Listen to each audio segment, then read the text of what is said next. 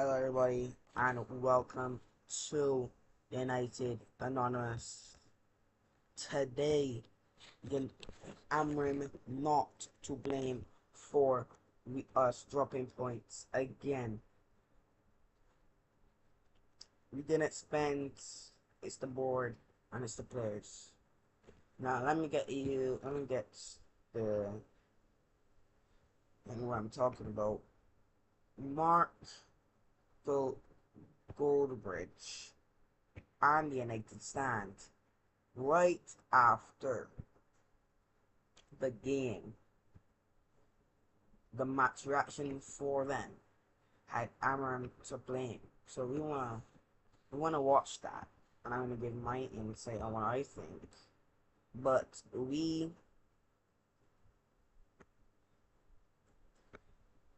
didn't sign any defenders to back up Delete and Maguire, and it's know that Delete and Maguire is out.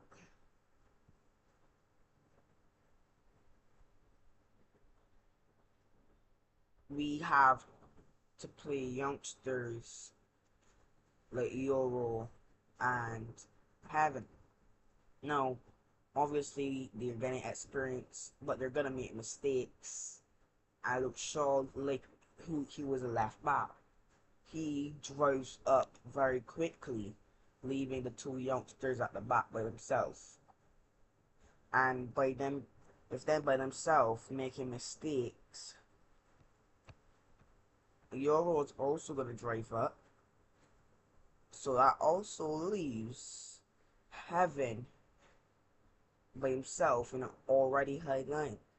So with us already playing a high line, two of defense, two of our defenders are leaving, are leaving,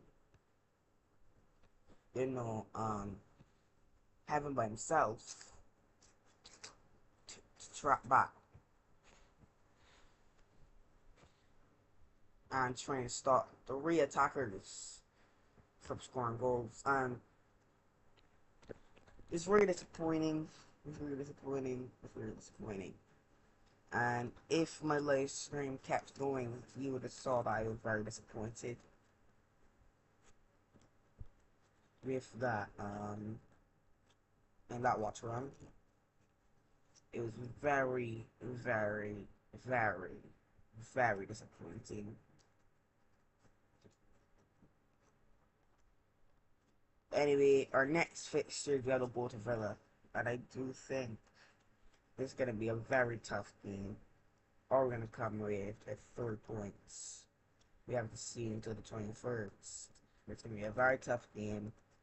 Then we have Newcastle at home, another tough game. Then we have Wolves at home. Should be another easy win. And then we have the Leeds. We have to play Leeds in the Derby. And then we're gonna restart everything else after Leeds. And we're gonna play Burnley, which we already played, but this time away. And we gotta play Brighton at home. Then that's the FA Cup. Then you gotta play City, the Manchester Derby at Old Trafford. And then we gotta go to the Emirates to play Arsenal. And then Fulham travel to us the 1st of February. So a pretty tough next 9 matches for Wimbledon. It's a very good test coming up into the New Year, entering into February. But we gotta think about what's coming up next. So Aston Villa. And just in case you don't know where we are in the table, we are actually 6th in the league on goal difference. If we won that game, we'd be 5th on goal difference, tied with 4th. And really truly, Bournemouth climbed there with a 13th.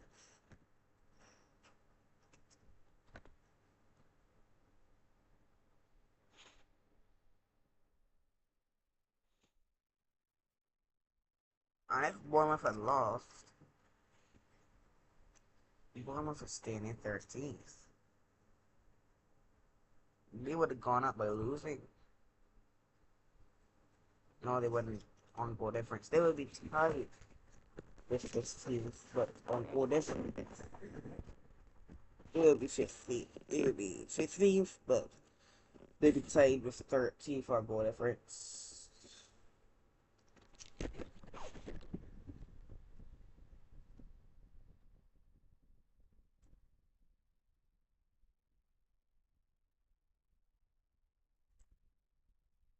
But there's no reason to talk about Bournemouth. We draw in a very um exciting match.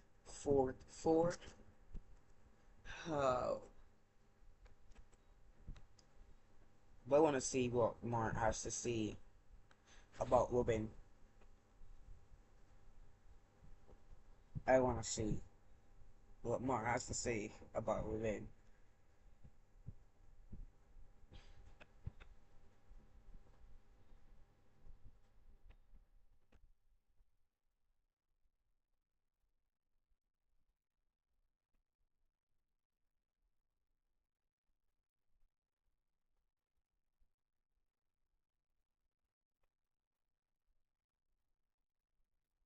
You know, you have the screen up and open. It was yesterday. I couldn't watch it since I was on my own live stream. I would have watched it.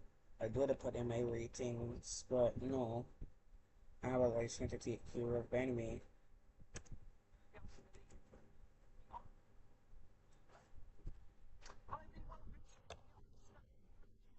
Four, Bournemouth 4, and I tell you what, looking at the comments, there's a lot of different opinions. The title is Amorim to blame. Some people don't want to blame Amorim. Somebody just said it was a good game and we played well. Good. I want the different opinions because I tell you what, there has to be some assessment of that. 2 points from 9 at home to Bournemouth, West Ham and Everton. The opportunity again lost in relation to the league table and how it looks now is that we are in 6th place, but we should be in 4th. We should be in 4th place. Again, we've messed up because we can't beat... I mean, they've not won a game since October. They concede more goals than anybody else in the league apart from Burnley. And Bournemouth should have won the game. I nearly said, lucky Amorim gets a point because Lemens made two big saves in stoppage time. They could have won that game. And you know what? I'm seeing people going, it's not Amorim's fault, it's the defence. It's not Amorim's fault that people don't take their chances. Mate, we were good in the first 20 minutes. If we'd been 2 or 3-0 up, would you trust us to finish the game 3-0? We can't manage a bloody game. Those players should run out against Aston Villa with vests on. Because we're basketball players. We're literally scoring a goal, then picking out our own net, and then we're going back and trying to do it. This is basketball. This is chaos ball. And the reality is, the best number 10 in the league is being played as a fucking midfielder. And that's the headline. The best number 10 in the league is being played in our midfield. Because Bruno proves that. Whether you like Bruno or not, the goals, the assists, he's a fucking number 10. And if you can't see what I'm seeing, that's absolutely fine. Now, my question for Mark. Where do you play the rest? Where do you play the rest? We've signed 3 attacking players. Cunha, who should be playing as a 10. And Boomer, who should be playing as a 10. And Sesko, who should be playing as a striker. Sesko, who sit out but came on later in that match, dropping Cunha into the 10 role. Mount went off. So where does Mark want Mount to play? Where does Mark want Cunha to play? Where does Mark want Mbumo to play if Bruno plays as a 10? Because you can't drop Mount. we're not going to drop Mount because AFCON is starting. And Boomo, Ahmad, Mazraoui, more likely going to leave. Luke Shaw might play left wing back. That lower right wing back. Maybe Maguire comes back into the team. Dorgu might play left wing back. Right wing back still Dalot. Like we saw later in the match, Dalot shifted to right center back. I mean, Shaw pushed up. Because Shaw really wanted to push up. But what I'm saying, none of the goals that I saw was a tactical fail. None of the goals that we conceded was tactical fail. We conceded from a free kick through the legs, through a space between Konya and Bruno, which I don't think should have been open in the first place. You saw him eyeing it, and you just let him shoot through it. Come on, man. But I don't think that any of the goals I saw was a tactical fail. Any. From both teams. But we're conceding 4 goals at home to Bournemouth. We're needing big saves by our goalkeeper in injury time to stop us losing our home record where we've never lost a game in the Premier League when we're winning at half time. Lamens needs a bloody statue. He should be your man of the match.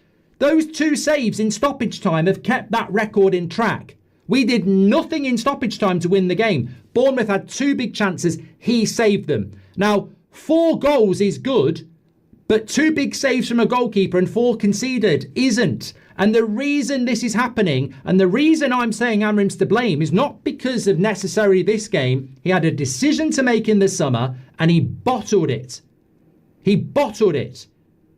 Bruno Fernandes could have been sold to Saudi, and he could have rebuilt his midfield, and he said no, which is fine if you're going to use Bruno as a 10, but he said no to put him in his midfield. Now, how many points are we dropping this season because Bruno actually said no. Bruno said no. If Bruno wanted to go, Bruno could have gone.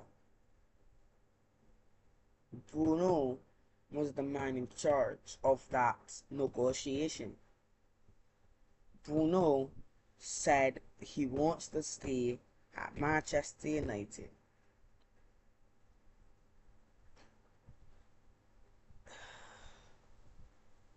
Ruben Amorim.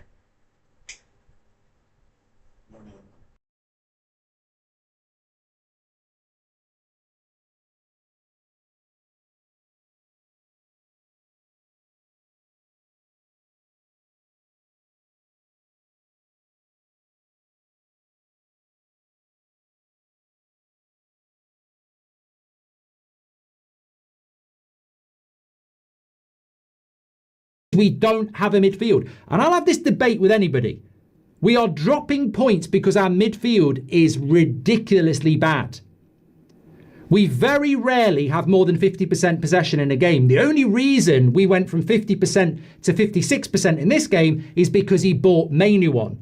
We don't control possession. We lost the flow of that game because Casemiro and Bruno were like a couple of bloody statues. I mean, how are you 2-1 up at half time and 3-2 down in 5 minutes? Because the midfield's not there. At least Mainu comes on and we're losing 3-2 and it goes to 4-3. I'm not saying it's perfect, but you know what? Whether you want Mainu in the midfield or you don't, the fact that that midfield is so bad, somebody's got to take responsibility for that. I heard somebody in the live chat going, it's not Amorim's fault, it's all he's got. Oh, so the summer was a myth. You know, he wasn't there at the end of last season seeing the midfield was shit and he decided, just buy me another number 10. Buy me another striker. Like, that midfield is why we haven't won today. That midfield is why we're struggling to be in a top 5 that's basically opening its legs and saying, come on. You know, it's wide open for us. And how many weeks have we messed it up now? West Ham, Bournemouth, Everton. We've had 3 opportunities to really grab hold of it and we can't do it. And you know what? We'll probably go to Villa and win on Sunday because we won't have Ahmad, we won't have Mbeumo, we won't have Casemiro. Everyone will start whining and saying we're going to get battered. The switch will go on and we'll get a bang. And it goes all the way, everybody, for a goal kick. And you think, that's literally all we seem to have. Just hit it long against teams that are out of position and hope that we can cause some chaos. I mean, every one of our goals was... I mean, was it a handball on the Bruno free kick? Petrovic, shit mistake on one of them. You know, a lot of the goals were mistakes and a lot of their finishing was good. But look, it matters not. It's a draw. Some people would take a positive from a draw. It's not a loss. But I look at it and I go, you know what? In the international break, we were looking at these fixtures and saying we've got to take 24 from 30, a minimum of 24 from 30. Everton took it down to 27. West Ham took it down to a possible 25. That draw today takes it down to a possible 23. So we can get 23 from 30, and that means we've got to win against Villa, Newcastle, Wolves, Leeds, Burnley. So it's been eroded from a minimum of 24 out of 30. Well, we've got 23 at the moment, and are we going to win all those games? So I feel that it's just disappointing. And look, ultimately, everybody's got to make their own choice. People are going to fall out. People are going to have different opinions. That's what passion is. That's what football does to us. I can only speak for myself. I keep using these words. PVR, results.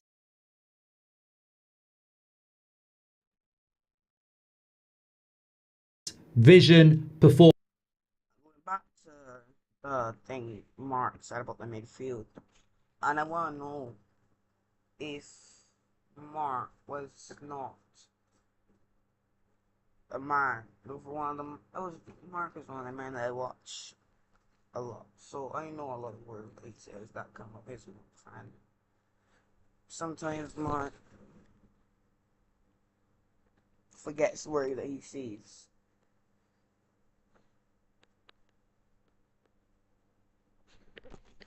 We see other things that override what I said early on in other videos.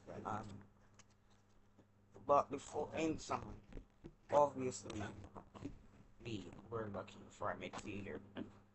Balaba was our main choice. I'll know we are looking at midfielders. So there is nothing to say.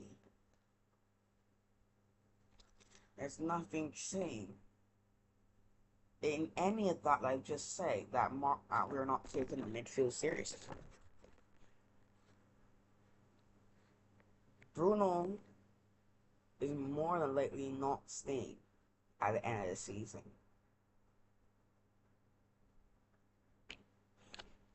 So, what I'm saying is that we're looking at midfielders.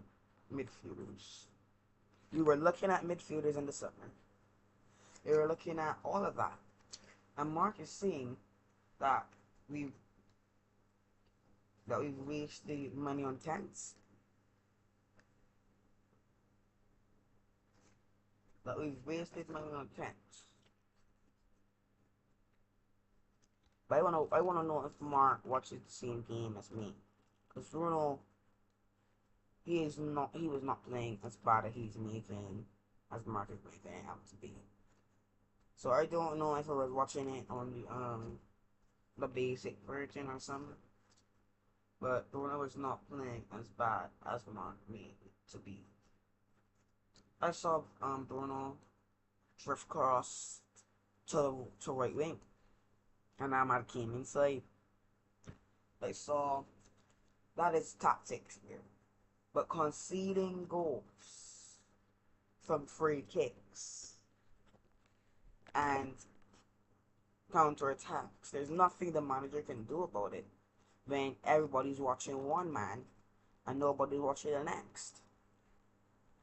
Everybody's watching a man with the ball, and no one's watching a man who's making the run for the ball.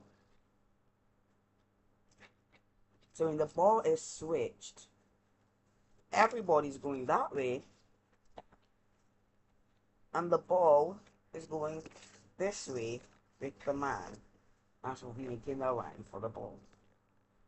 So that leaves Yamen's to make the 1v1 save, which is not, it's not a 50-50 for the goalkeeper, it's 75-25 for the striker to score. So it's really um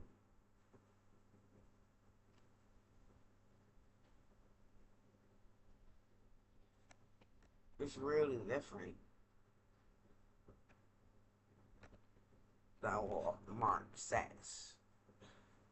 But Casemiro, I think, was the worst midfielder that we had yesterday. I think he was stuck on his feet. He's not moving. The passes that weren't coming to his feet, he had to reach for it. He wasn't on his toes. But this is just how I remember it. It might have been different. Um, Mount was pretty good yesterday. Really? Really capable?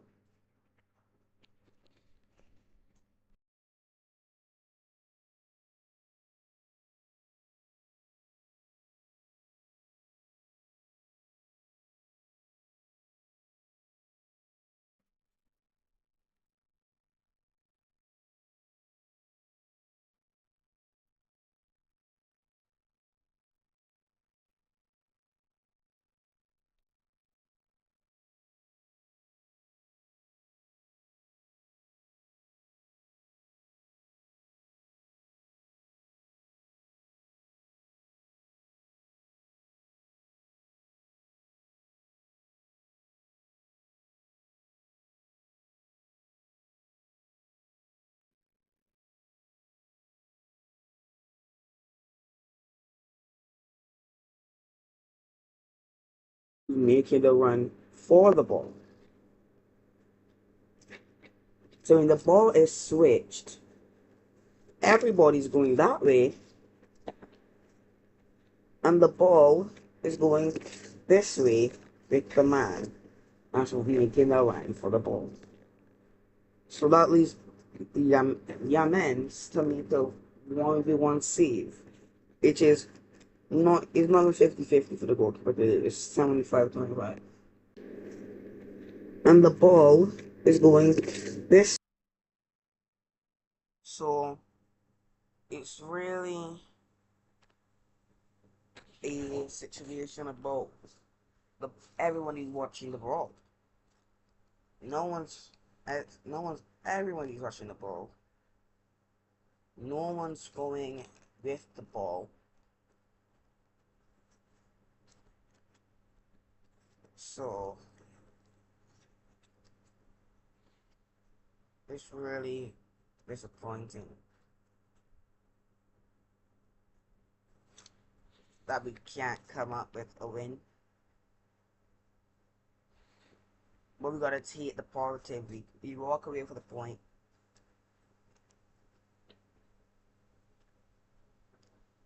One more than we had when we were 3-2 down. Or 4-3 down. We weren't even 4-3 down, we were 4-3 up. But